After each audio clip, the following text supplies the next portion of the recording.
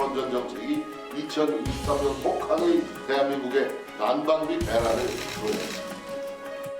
이 윤석열 정권이 부자 감세에 날리는 그 정성에 그 열정에 10분의 1만 국민들의 관심을 쏟아도 사실 이런 문제들을 충분히 해결할 수 있다고 생각합니다.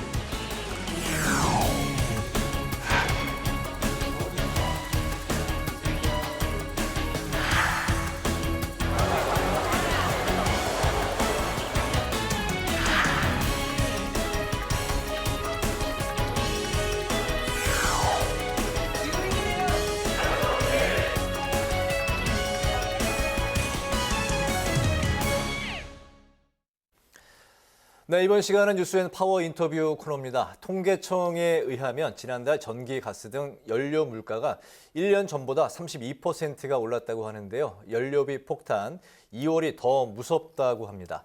연료비 폭등의 원인과 대책, 에너지 정책의 방향에 대해서 더불어민주당의 김종호 의원께 여쭤보도록 하겠습니다. 의원님 반갑습니다. 네, 어서 오십시오. 네, 반갑습니다. 네, 출연해 주셔서 고맙습니다. 초대해 주셔서 고맙습니다. 네. 바로 이제 질문 들어가겠습니다. 지난 주말 그 장외 집회에서 민주당이 윤석열 정부에게 물가 상승 그리고 이제 민생 파탄의 책임을 물었습니다. 네, 그 아주 그냥 굉장히 강한 대여 투쟁을 벌이고 있는 상황인데, 하지만 그 정부 여당은 요금 인상 요청을 문재인 정부가 그동안 계속해서 묵살한 결과다 이런 입장인데요. 난방비 대란, 전 정권, 현 정권 누구에게 책임이 있다고 보십니까? 문재인 정부 때는 국제 가스 가격이 비교적 안정적이었거든요. 네. 그래서 특별히 그 올릴 필요가 없었습니다. 더군다나 코로나 상황에서 네. 국민 부담을 물가 부담을 줄여주기 위해서 정책적으로 동결시켰다고 볼 수 있습니다. 네. 그렇게 해도 가스공사 적자 누적 적자는 1.8조 원에 불과했거든요. 그런데 22년 2월 24일 러시아가 우크라이나 침공하면서 가스 공급이 크게 차질을 빚으면서 심지어 7.4배 국제 가스 가격이 폭등했습니다. 사실 그때만 해도 빨리 그 연료비 연동제를 도입을 했어야 되는데, 실시를 했어야 되는데 네. 윤석열 정부는 지방선거 앞두고 오히려 인상 요인이 굉장히 컸음에도 동결시켰거든요. 문재인 정부 때하고는 다른 이유입니다. 정치적 이유로. 그렇게 돼서 22년 말에 9조 정도가 누적 적자가 됐어요. 네. 출범 이후에. 네. 그렇기 때문에 이 묵살했다라고 하는 거는 사실은 좀 터무니없다고 판단하고요. 오히려 저희가 볼 때는 이 난방비 폭탄은 국제 가스 가격 폭등 때문이고, 그것도 문재인 정부가 아니라 윤석열 정부에서 집중적으로 나타난 것이기 때문에 그것을 전 정부 탓하는 것은 사실도 아니고 사실은 좀 지나친 거죠. 네, 알겠습니다. 네, 그리고 그 또 다른 쟁점이 하나 더 있는데요. 문재인 정부의 그 탈원전 정책입니다. 이건 소속은 생산 단가가 싼 그 원전 가동을 정상화하는 것만이 해법이다, 이렇게 얘기를 했지만, 민주당 측에선 그 문재인 정부에서 원전 가동률이 실제로 줄지 않았다고 반박을 했죠. 자, 이 부분은 그 저희 팩트 체크가 필요할 것 같은데, 네, 실제로 네. 그 난방비 폭등과 탈원전 요거 상관관계가 좀 있습니까? 전혀 없습니다. 제가 볼 때는. 아, 그렇습니까? 네. 네, 왜냐하면 이 원전 가동하는데 가스가 전혀 안 들잖아요. 팩트 체크를 해보니까 일단 그 탈원전 때문에 그 가스료가 인상돼서 난방비가 폭등했다. 이거는 말이 성립이 되지 않지 않습니까? 두 번째가 가동률이 떨어졌다. 네. 라고 하는데 제일 가스 가격이 올랐을 때 오히려 82%에서 원전 가동률은 84%까지 제일 높았습니다. 네. 가스도 사용하지 않죠. 오히려 가스 가격이 폭등했을 때는 가동률이 높아졌습니다. 그래서 이것도 사실 터무니없는 정치 공세에 불과하다. 네. 알겠습니다. 네. 이제 국민들이 사실 이제 정치권에 바라는 건 진정한 그 민생의 문제가 이제 국민들한테 피부로 좀 잘 왔으면 하는 이제 그런 정책, 책임 공방이 아니라 이제 대책 마련일 텐데요. 정부 여당이 이제 그 에너지 바우처 지원금을 이제 2배 인상하는 네, 2배로 올렸죠. 예, 그리고 이제 난방비 지원을 기초수급자에서 이제 중산층까지 확대하는 방안을 이제 검토하고 있다고 합니다. 이 부분에 대해서는 그 어떻게 바라보고 계실까요? 여전히 부족하다고 생각합니다. 네. 그러니까 이 지난해 윤석열 정부가 올해 예산을 편성할 때 그 에너지 취약계층 지원을 위해서 네.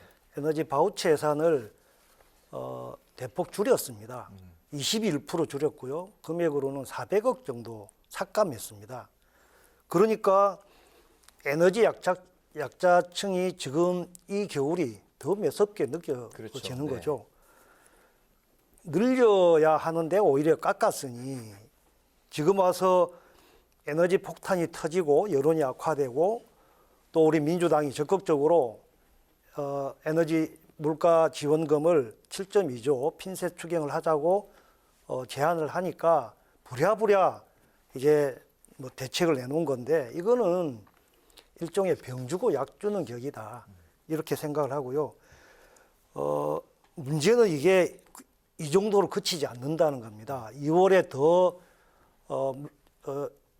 난방비가 더 오르고 더군다나 9조 원 그 경영 적자를 메꾸기 위해서 추가적으로 이 요금 인상이 네. 예고되고 있습니다. 이렇게 된다면 결과적으로 더 부담이 늘어나고 어느 정도 두텁게 더 지원을 해야 될까요? 그러니까 추가적으로 이제 민주당이 제안하는 거는 7.2조 원 정도 네. 예, 핀셋 추경을 하자는 거고 여러 가지 종합적인 민생 지원을 위해서 네. 30조 원 정도 추경을 빨리 하자. 민주당의 대안은 그렇습니다. 네, 이런 추경이군요. 대책이 네. 필요하죠. 알겠습니다. 네, 그 민주당이 내놓은 그 대안이 있습니다. 소득하위 80% 7.2조를 지원하자. 자, 이것에 대한 그 재원이요. 이번에 그 국제 정세로 인해서 그 많은 이익을 얻게 된 그 정유회사 그 이익을 환수하는 방안으로 그 횡재세로 마련하자는 건데, 자, 이를 두고 또 그 찬반 의견이 팽팽한데요. 손실 보전의 경우에는 안 해주면서 초과 이익에 대해서 그렇게 횡재세를 무는 것은 좀 중과세 아니냐라는 그런 지적들이 있습니다. 이에 대해서 어떻게 네. 보십니까? 사실 정부의 역할이란 이런 예기치 못한 재난 상황에서 사회적 약자들에 대한 보호를 위해서 어떻게든 정부가 지원을 하거나 세금을 깎아주거나 그렇게 하고 해왔지 않습니까? 네. 고유한 역할이죠. 지금처럼 에너지 대란, 난방비 폭탄에 직격탄을 맞는 건 서민층이고 에너지 취약계층이기 때문에 이 부분에 대한 지원은 매우 적절하다 생각합니다. 그 재원 방안이 이제 문제인데 횡재세라고 하는 거는 초과 이윤이 있는 초과 이익에 대해서 어쩌면 부의 재분배 네. 이런 차원에서 늘 있어 왔고 세금을 경감하거나 보조금을 지원하거나 우리 저 코로나 상황에서 그 손실보상금 이런 게 다 그런 차원입니다. 네. 재원이 뭐냐의 문제인데 문제는 4개 정유사가 지난 22년 3분기 9월 말까지 해가지고 초과 이익이 무려 15조 원 이상입니다. 보니까 SK 이노베이션이 4.7조 원, 네. SK 오일이 S-오일이 3.6조 원, GS 칼텍스 4조 원, 현대 오일뱅크가 2.8조 원. 이게 아마 4, 4분기까지 하면 굉장히 더 많을 거라고 봅니다. 네. 다수 국민들이 난방비 폭탄으로 직격탄을 맞고 있는데 이런 4개 정유사들은 최대 호황을 누리고 심지어 직원들한테 1600% 많게는 적게는 1000% 이상 연말 상여금을 지급했습니다. 너무나 불공평하고 이게 될 말이 아니죠. 그래서 횡재세 도입이 그런 불공평함을 보정하기 위한 방법으로 어쨌든 정부가 그런 역할을 했는데 초과 이윤을 얻는 그런 정유사들한테 돈을 좀 뭐 세금으로 내도 네. 좋고 기금으로도 그렇게 거두어서 그거를 추경 재원으로 그렇게 삼자. 이거는 뭐 이중 과세도 아니고 공평 과세고요. 정의로운 과세라고 생각합니다. 알겠습니다. 횡재세와 추경을 반드시 이제 좀 관철시키겠다는 그 확고한 그 말씀으로 들립니다. 근데 키를 쥐고 있는 게 또 이제 재정 당국이잖아요. 추경호 그렇습니다. 경제부총리는 두 가지 방안에 대해서 이제 모두 부정적인 입장으로 이제 일축을 했습니다. 그 포퓰리즘 추경이다라는 이제 그 언급까지 했는데 2월 국회에서 이제 횡재세 또 이제 난방비 추경 요구 어떻게 관철시킬 계획이실까요? 사실 뾰족한 수는 없는데 그 돌이켜 보면 지난 코로나19 때도 네. 국민의힘은 한사코 확대 재정 추경을 반대했었거든요. 민생 네. 추경을. 지금도 똑같은 이유로 그 민생 추경 30조 원이든 7.2조 물가 지원금이든 에너지 지원금이든 이거 반대를 똑같이 하고 있는데요. 이건 우리 국민들에겐 겨우 코로나 3년 위기를 벗어나고 있는데 또다시 엎친 데 덮친 격으로 물가 폭탄이 지금 터지고 있는 거잖아요. 그러면 이 부분에 대해서 국민의 관점에서 정치적 유불리 이걸 떠나서 정말 민생을 위해서 이거 더 반대할 이유도 없다고 생각합니다. 같이 하면 되지 않습니까? 좀 그렇게 생각하고 적극적으로 저희가 설득하고 결과적으로 국민들이 이 부분에 대한 요구가 높아지고 네. 여론이 악화된다면 그 윤석열 국민의힘 정부도 수용하지 않을 수 없을 거라고 내다봅니다. 네. 네, 사실 그 예산을 들여서 난방비를 지원하는 거는 한시적인 대책이잖아요. 이 문제가 다시 불거질 수 있는데 좀 반복화될 수도 있다고 생각을 합니다. 그렇기 때문에 좀 대책이 필요할 텐데 그 의원님 소속해진 산자위에서는 앞으로 어떤 대책을 마련해 나갈 계획이신가요? 이게 화석연료 고공행진이 단기적이고 이례적이 않다고 하는데 문제 심각성이 있습니다. 러시아 우크라이나 전쟁이 언제 끝날지 모릅니다. 네. 더군다나 이 경제 위기가 고금리 추세가 유지가 되고 있고 고물가 되고 있습니다. 그래서 이 부분에 대해서 그 우선 에너지 물가 지원금 추경 편성이 우리 산자중기위에서 빨리 의논이 돼야 된다고 보고요. 이게 중장기적으로 대책이 이제는 더 미룰 수 없다고 봅니다. 탈탄소 에너지 대란을 극복하기 위해서 이걸 비중을 줄여가야 됩니다. 탈석탄 사회로 이행을 해야 되고 더군다나 화석 연료비가 들지 않는 네. 재생에너지를 확대하는 방향으로 근본적인 대전환이 에너지 대전환이 이루어져야 되고 그것을 소임으로 하고 있는 산자중기위원회에서 근본적인 종합 대책을 마련하는데 더욱 노력하겠습니다. 알겠습니다. 현재 그 당내 탄소중립위원회 위원장이신데요. 제10차 전력수급 기본계획 철회를 요구하셨습니다. 네. 그 산업부가 오히려 그 산업 경쟁력을 저해하고 있다 이렇게 말씀을 하셨습니다. 어떤 부분이 이제 잘못된 건지 그리고 현 정부의 에너지 정책에 대한 입장도 같이 좀 들어볼까요? 네.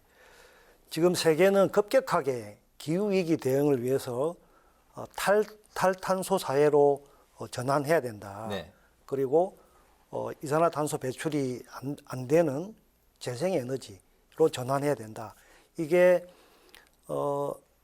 이제 피할 수 없는 겁니다. 선택의 문제가 아니라 필연적입니다. 그래서 EU나 선진국들은 재생에너지로 전환하는데 촉진하기 위해서 탄소 중립 조정 제도를 도입을 했고 네. 이제 시범 실시하고 있습니다. 게다가 글로벌 대기업들은 재생에너지 100% 사용을 그러니까 R200 선언하고 이거를 납품받는 데 의무화하고 있습니다. 글로벌 경영 금융기관들도 ESG 경영을 보다 더 강화해 나가고 있습니다. 이렇게 우리 통상국가인 대한민국의 그 국제적인 통상 환경이 급변하고 있거든요. 이 상황에서 어떻게 우리가 이 환경 장벽을 빨리 대처해 가느냐 준비해야 됩니다. 그런데 아다시피 우리 대한민국은 70% 무역 의존도가 높습니다. 네. 무역을 못하면 존립하기 어렵습니다. 그런데 만일에 이런 탈탄소 사회로 이행에 우리가 소극적이고 거꾸로 가게 된다면 이 무역 장벽에 가로막혀서 우리 수출 경쟁력의 약화는 너무나 불보듯이 뻔합니다. 그래서 지금 삼성전자 반도체 평택 공장 같은 데는 우리나라 재생에너지 비중이 6.3%인데 거기만 써도 이게 모자라다는 거예요. 재생에너지 비중을 높여가지 않으면 아마 그런 수출 대기업들은 해외에서 우리나라에서 공급이 안 되니까 해외로 나갈 수밖에 없고 국내 산업의 유출 공동화는 너무나 또 예견된 재난입니다. 그래서 이게 시급하게 재생에너지 비중으로 다시 높여나가는 10차 정기본 계획이 수정될 필요가 있고 근본적으로 재검토해야 된다. 특히 원전을 강화시키겠다고 이제 윤 정부가 그렇게 표방하고 있는데 이거는 EU에서 EU 텍소노미 친환경 녹색 분류 체계에 두 가지 전제 조건이 있습니다. 하나는 영구 방패장이 계획되어야 되고 두 번째는 사고 저항성 핵 연료봉이 개발돼야 됩니다. 이거 충족이 안 됐습니다. 유럽도 그렇고 우리나라는 더더욱 안 되고 있습니다. 이렇게 되지만 그런 상황에서 원전을 친환경 청정 에너지라고 주장하는 것은 정말 얼토당토하는 것이고 오히려 원전 비중은 8.5% 높이고 재생에너지 비중은 8.6% 낮추었습니다. 10차 정기본이. 그러면 이거는 우리나라만 세계가 다 재생에너지를 확대 강화하는 쪽으로 가는데 거꾸로 가는 거잖아요. 역주행. 이게 국제 경쟁력을 약화시키고 통상국가인 한국의 미래를 어둡게 하는 것이다. 그래서 철회하고 재검토해야 된다라고 주장하고 있습니다. 방패장 중간에 이제 말씀하신 건 이제 방사성 폐기물 처리장을 이제 영구 방사성 폐기물 처리장. 알겠습니다. 네. 네. 자, 이 질문도 드려볼까 하는데요. 요즘 물가도 정말 많이 오르고 난방비 같은 공공요금 인상까지 이어지면서 정말 그 민생고가 극심해져 있는 상황인데 요즘 각종 여론조사를 보면 정부 여당에 대한 부정평가가 줄 있습니다. 하지만 이게 그 민주당의 지지로 이어지진 않는 것 같습니다. 민심을 얻기 위해서 현재 그 민주당의 어떤 변화와 또 어떤 노력이 필요하다고 생각하십니까?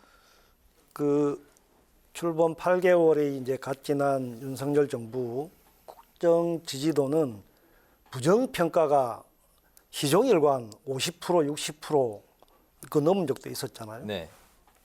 반면에 이제 여당과 야당의 정당 지지도는 엇비슷하고 조금 엎치락뒤치락 하는 것 같습니다. 네.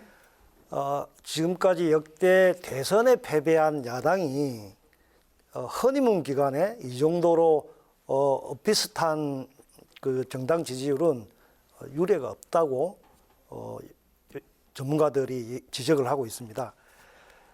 문제는 국민들 보시기에 민주당이 그 부정평가 윤석열 정부에 대한 부정평가 한 만큼 지지로 오고 있지 않는데 아마 이제 중도층에서 그 좀 더 지켜보고 있는 것 같습니다. 이게 우리한테 오지 않고 무당층으로 머물고 계셔서요. 저희가 네. 더 분발해야 될 대목이라고 생각을 합니다. 문제는 윤석열 정부가 야당을 국정의 파트너, 협치 대상으로 인정하지 않는다는 겁니다. 오히려 그 이재명 당대표에 대한 표적 수사, 야단 탄압하고 있고요. 언론 탄압도 심지어는 게다가 우리 야당에게는 민주당에게는 이 여론 지형이 매우 불리하다. 그렇게 보고 있는데 저희가 더 노력하겠습니다. 알겠습니다. 네. 결국 이제 그 무당층, 중도층은 이제 어디 쪽에서 이제 흡수하느냐가 늘 이제 관건인 것 같습니다. 그렇습니다. 현 정부 들어서는 이제 뭐 여야 간에 허니문 기간은 없었던 것 같아요. 협치하자고 해놓고 계속 몰아붙이니까 뭐. 알겠습니다. 오늘 뉴스 이제 파워 인터뷰 마칠 시간이 됐습니다. 오늘은 난방비 급등의 원인과 대책 그리고 에너지 정책의 방향에 대해서 더불어민주당의 김종호 의원과 함께 관련 이야기를 나눠봤습니다. 오늘 말씀 잘 네, 들었습니다. 고맙습니다. 감사합니다. 고맙습니다.